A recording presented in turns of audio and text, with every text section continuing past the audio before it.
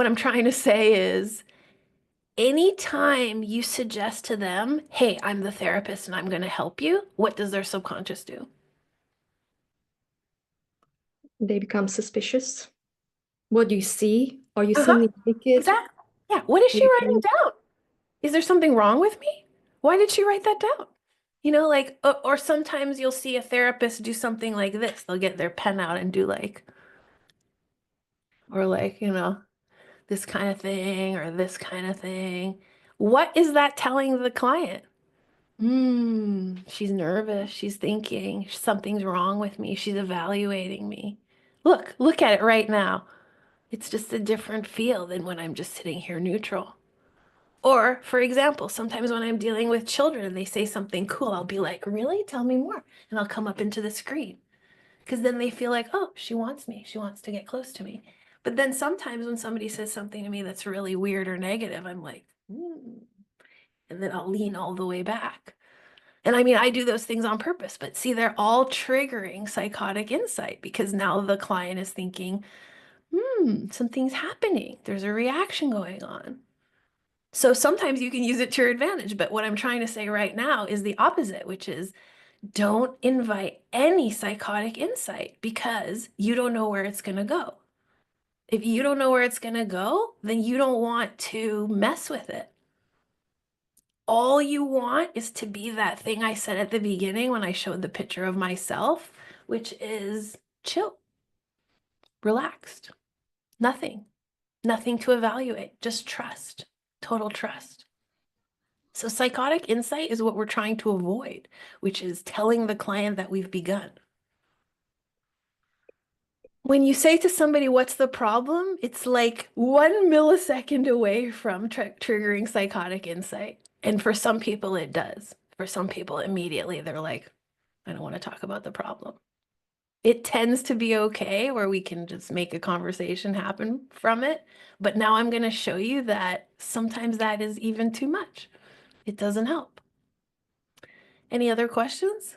By the way, Patrick, there's another Bruce Lee quote, which is a punch is a punch and a kick is a kick until I don't remember the whole quote, but I think that one is very important also, which is in ACH, you think a punch is a punch and a kick is a kick. When you get to level two, you know which punch and which kick because you've done a lot of experience and you've done a lot of work. So now you don't have to like evaluate each punch and each kick, which is evaluating each question and each movement. Now it's more like, oh, based on my black belt experience, I just trust my intuition. And by the way, everybody, like 100% of my sessions are intuitive. Like, you guys all want to know, well, how did you know what the next question is? The answer is, I don't know. I did what I'm trying to teach you today. So let's work on it. Okay, so can I have we're going to take a break at 2. Can I have a volunteer? Can I ask a question Oh, first? yeah, please go ahead. Yep, you can all do that. Uh, so how do you make sure, I understand the philosophy, but uh, okay, cognitively then, how do we make sure that your motivational questions don't become fantasizing or just daydreaming or stay in the coaching arena? What's wrong with fantasizing and daydreaming? Just out of curiosity. Okay, so how do they become and get stuck in not actually changing?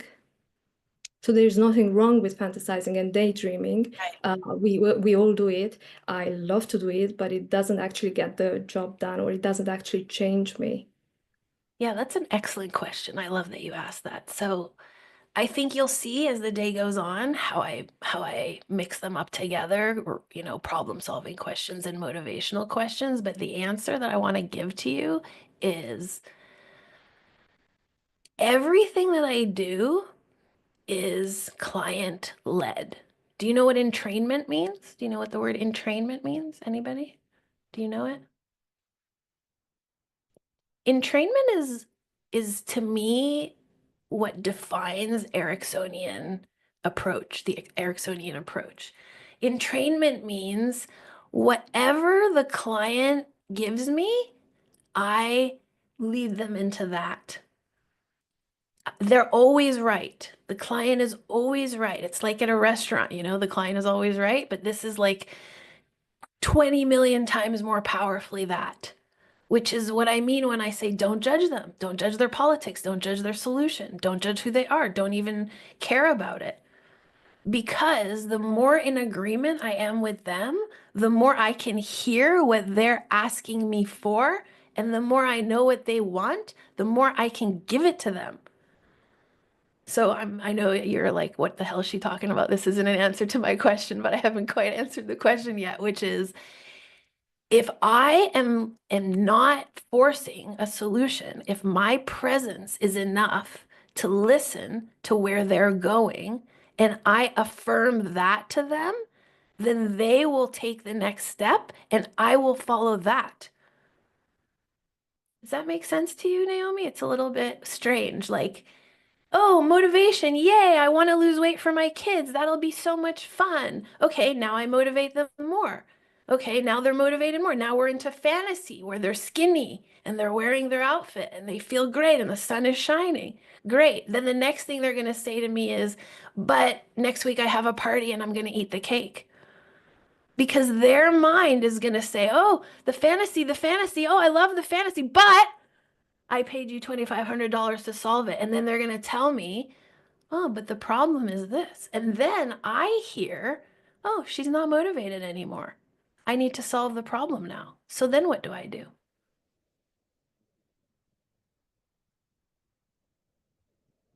You're asking me? Anyone? Yep, you can answer. Go back to ACH? Yeah. Entrainment means what they said they want, I give it to them.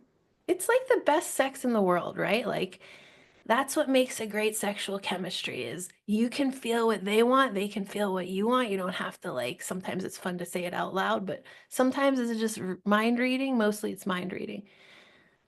Hypnosis is the same. Oh, she wants to be affirmed. Oh, she wants to be encouraged. Oh, she wants me to dig into this problem. Instead of, oh, here's your problem. Let's dig right into it because you paid me to. Do you know what I mean? It's not the same. So how do you get not lost in the fantasy is wait for the steam of the fantasy to come back to reality because it will, because the client is not stupid and they're not going to leave in a fantasy state knowing their problem still exists. And wait for them to tell you, oh, but my stomach still hurts. Oh, but my head is still hurting. Oh, but I know that when I get home, I'm not going to be able to. And then you're like, oh, so tell me more about that. Why? What is going to happen when you get home? And then they think that they started it. See how much different that is than me saying to them, well, when do you eat the candy? That's not the same as, oh, yeah, it would be really fun to play with my kids, but I'm probably going to eat a chocolate bar later. It's the same information, but the direction of it is not the same. So the answer is whatever the client wants is what they get. The more the client gets what they want, the more their subconscious gets excited to work with you. Because that's what the subconscious has wanted all its life. Like that's what's so beautiful about our job is this is not very complicated. It's very simple. The subconscious is what it is, and we show up and treat it as what it is. If you make it feel safe and loved and connected and comfortable and like you're never gonna fucking fuck it up, then it will volunteer everything. But if you start putting your fingers in it and start scratching around in it, then it starts to feel offended by you. So like it's a delicate balance, right? Like I do think that's the skill set that we're evolving is like, well, how do we do both and get it done in 90 minutes? And by the way, while we're on this topic, and I'm going to do the demo in a second here, why are you worth $1,500? Why are you? I'm worth $2,500 right now, which is not even enough.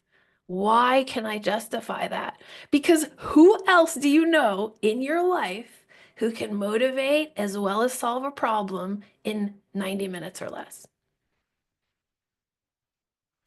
Nobody. It's very, very unique and very interesting. And you have to do stuff that Nobody's willing to do. Joanna? My question is because I have experienced the magic of letting go of the pressure of solving the problem for the client, and I see myself, despite having experienced the magic of this simplicity, I see myself always going back to complicating the thing, Of course, that's right. You're human. But my question regarding what you just said about the price is, my client, they have so many problems, not just one, So I feel like,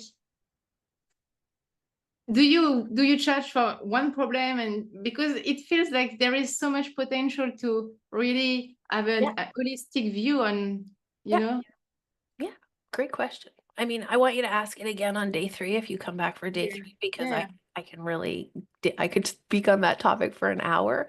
But the long story short is no, the clients only have one problem.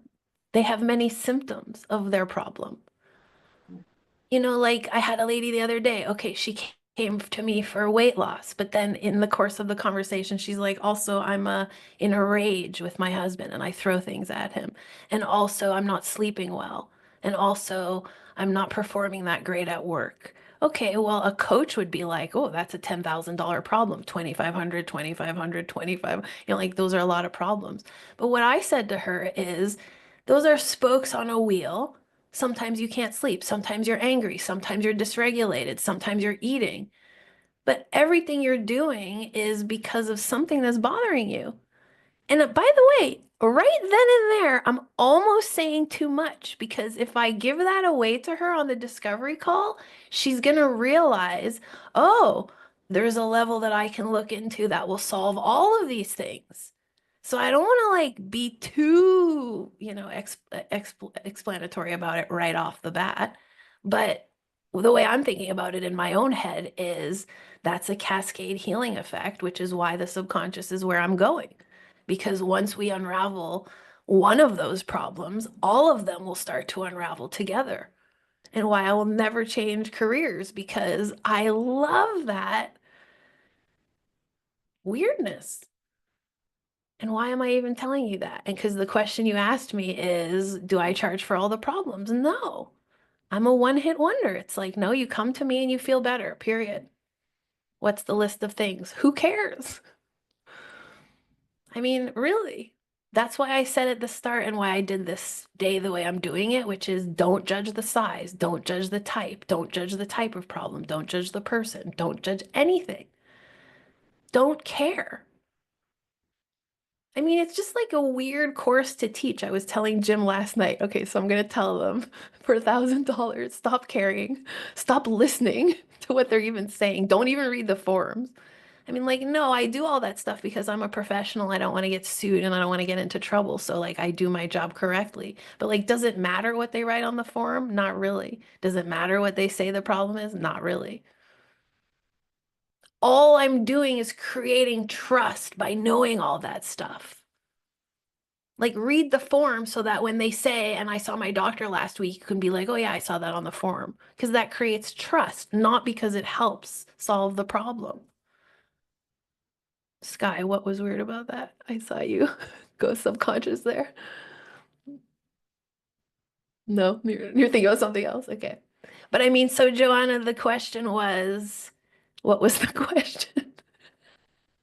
The question is, how do you do only one session? Yeah, I don't, Not solve one I don't. symptom. Yeah, so the answer is I don't care. You're caring about, well, how will I fit in all these problems and how will I do one after another? So you already have a conception that you're working. Like, are you categorizing it being like, so I have to solve their biggest problem first?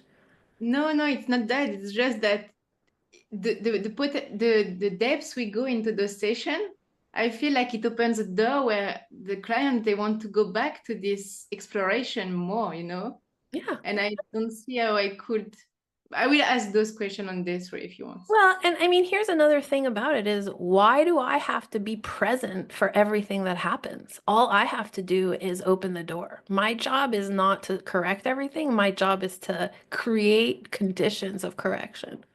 So I tell people in my discovery call, It's a domino effect.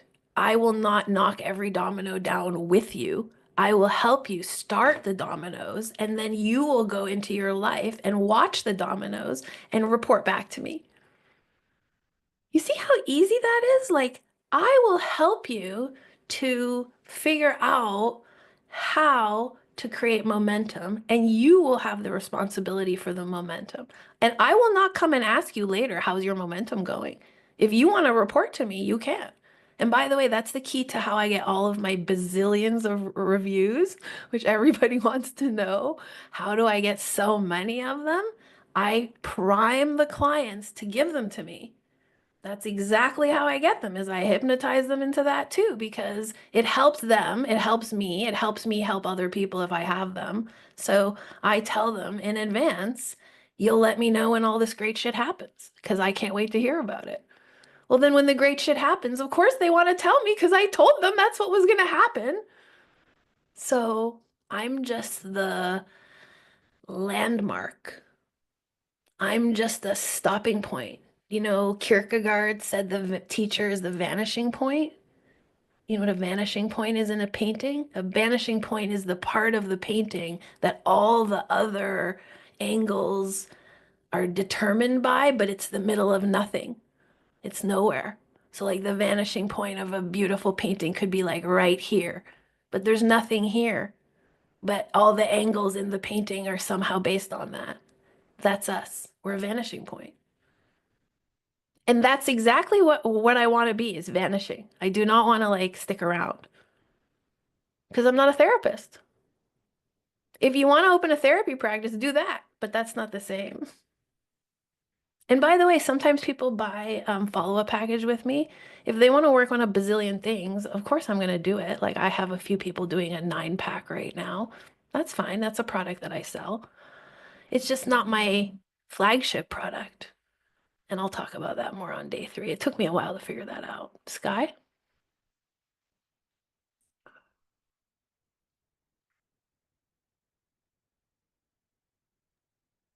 We are not hearing you, Sky. Oh, yeah, you're muted.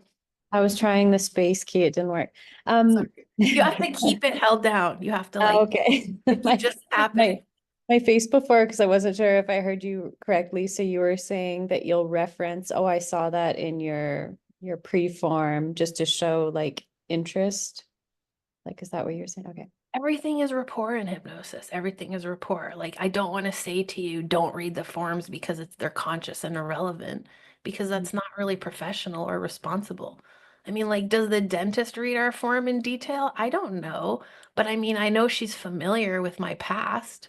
I wouldn't want her to like not care about who I am, period. So like, I go with that kind of approach.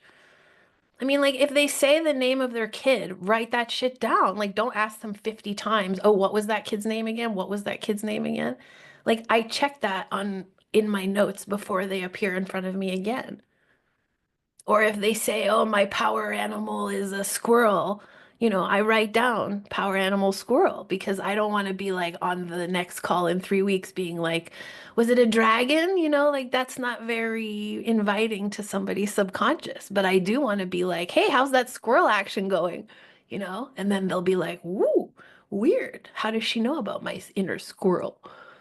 You know, so like, I'm very careful, and I have an excellent memory, by the way. If you don't have a great memory, like, work on your memory. I have an excellent memory for details, and I have an excellent memory for what's happening.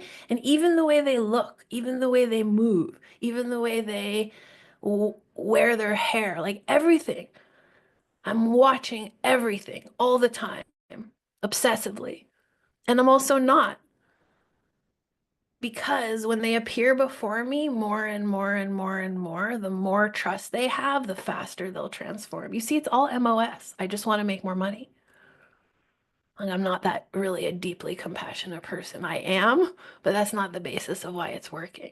The basis of why it's working is because I love challenging myself as an entrepreneur, and I want to go faster and faster. I want to be like the fastest ACHer alive. There's no way to become that fast without like a plethora of data, like so much data. But how can you hold that much data in your intellect? You can't. It's subconscious. Do you know that the subconscious holds 1 million pieces of data in the time that the conscious mind can like runs out at 10 or 12? So like, for example, here's a dinosaur with polka dots wearing a hat, wearing shorts, carrying a backpack, walking to New Delhi. Like, that's about it. The subconscious at this point is already like, was he wearing a hat? Did he have shorts on? Was he polka dotted or starred? Like that's the conscious mind. The conscious mind can only do so much. But the subconscious, I could lay out a huge scene there and it would just keep filling it in. That's what I'm working with, is that like everything. Okay, let's do an example of it. Any other questions first? Sometimes I teach this course, I'm like, do they even know what I'm talking about? Did that make any sense, what I said? Okay. Any other questions?